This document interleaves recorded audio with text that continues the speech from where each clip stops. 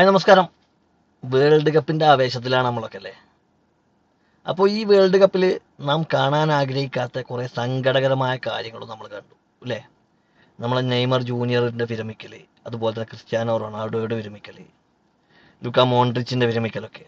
അപ്പോൾ അവരൊക്കെ കരഞ്ഞിട്ടാണ് കളം വിട്ടത്. 2022 ഖത്തർ വേൾഡ് കപ്പിൽ കണ്ട ഒരു കരച്ചിലല്ല അവർ 2026 ഈ വേൾഡ് കപ്പിൽ അവർ കരഞ്ഞത്. അതിന് കാരണമുണ്ടായിരുന്നു. കാരണം 2022 അവരെ മുന്നിൽ ഒരു 2026 ആയുസുണ്ടെങ്കിൽ ഉണ്ട് എന്നുള്ളൊരു ലക്ഷ്യമുണ്ടായിരുന്നു.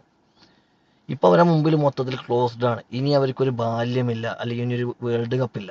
അപ്പോൾ തന്റെ കരിയർ ഒരു വേൾഡ് കപ്പ് പോലും നേടാനാവാതെ അവസാനിപ്പിക്കേണ്ടി വന്നതിലെ വിഷമമാണ് അവർ കരഞ്ഞു തീർത്തത്. അപ്പൊ നാം മനസ്സിലാക്കേണ്ട ഒരു കാര്യം, നമ്മുടെ പോയ കാലങ്ങളൊന്നും നമുക്ക് തിരിച്ചിട്ടില്ല. ഒരു കാലവും തിരിച്ചിട്ടില്ല, ഒരാൾക്കും തിരിച്ചിട്ടില്ല. കാരണം സമ്പത്ത് കൊണ്ട് എന്തെങ്കിലും വാങ്ങാൻ പറ്റുന്നുണ്ടെങ്കിൽ നമ്മൾ ക്രിസ്ത്യാനോ റൊണാൾഡോ, അതുപോലെ നെയ്മർ ജൂനിയർ, മോൺട്രിച്ച്, ഇവരൊന്നും സമ്പത്തിൽ പ്രഗലല്ല, ഒരു ദരിദ്രരല്ല, സമ്പന്നരാണ്, അതിസമ്പന്നരാണ് അവരൊക്കെ. അപ്പോൾ ക്യാഷ് കൊണ്ടൊന്നും നമ്മുടെ പോയ കാലങ്ങളോ ബാല്യകാലങ്ങളോ കൗമാരകാലങ്ങളോ യുവത്വകാലങ്ങളോ ഒന്നും തിരിച്ചു വാങ്ങാൻ പറ്റില്ല. അപ്പോൾ ഇന്നത്തെ ഈ സമയം, ഞാൻ ഈ സംസാരിക്കുന്ന സമയം വരെ കുറച്ച് കഴിഞ്ഞാൽ നമുക്ക് കഴിഞ്ഞു അല്ലേ, നമുക്ക് തിരിച്ചു കിട്ടൂല. അപ്പോൾ ജീവിതത്തിലെ ഏറ്റവും വലിയ കാര്യം എന്താണ്? സമയമാണെന്ന് വിചാരിച്ചുകൊണ്ട് സമയത്തെ നല്ല രീതിയിൽ ഉപയോഗിക്കുക. നല്ല രീതിയിൽ ഉപയോഗിച്ച് കഴിഞ്ഞപ്പോൾ ക്രിസ്ത്യാനോ റൊണാൾഡോ ഒരു പ്രസ്താവനയൊക്കെ നിങ്ങൾ കണ്ടു അല്ലെങ്കിൽ നമ്മൾ കണ്ടു. എന്താണ് കണ്ടത്? യൂറോ കപ്പ് എനിക്ക് ലോകകപ്പ് പോലെയാണ്. എന്താണ്, ലോകകപ്പ് കിട്ടാത്ത വിഷമം യൂറോ കപ്പിലൂടെ അദ്ദേഹം പകരമാക്കുകയാണ്.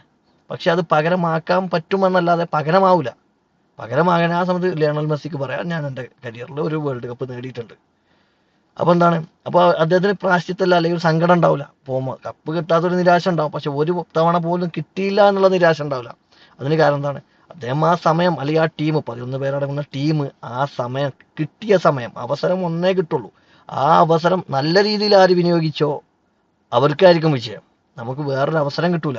നമ്മൾ പരീക്ഷയിൽ നമ്മൾ ഉത്തരക്കടലാസ് സബ്മിറ്റ് ചെയ്തു, എഴുതി ഉത്തരക്കടലാസ് സബ്മിറ്റ് ചെയ്തു. ആ സബ്മിറ്റ് ചെയ്തതിന്റെ 1 മിനിറ്റ് കഴിഞ്ഞപ്പോൾ നമുക്ക് ഓർമ്മയായി ആ എഴുതിയ ഉത്തരം അതിലൊന്ന് തെറ്റായിരുന്നു. വല്ല കാര്യമുണ്ടോ?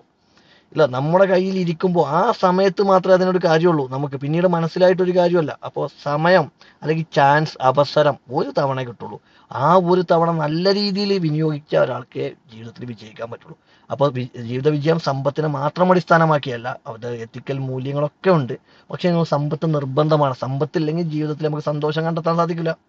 നമുക്ക് സന്തോഷം കണ്ടെത്തണമെങ്കിൽ, നമുക്ക് വിഷമമില്ലാതെ ജീവിക്കണമെങ്കിൽ, നമ്മുടെ കുട്ടികളുടെയും വൈഫിന്റെയും കുടുംബാംഗങ്ങളുടെയൊക്കെ ആഗ്രഹം സഫലീകരിച്ച് നിൽക്കണമെങ്കിൽ നമ്മുടെ കയ്യിൽ എന്ത് വേണം? ക്യാഷ് വേണം.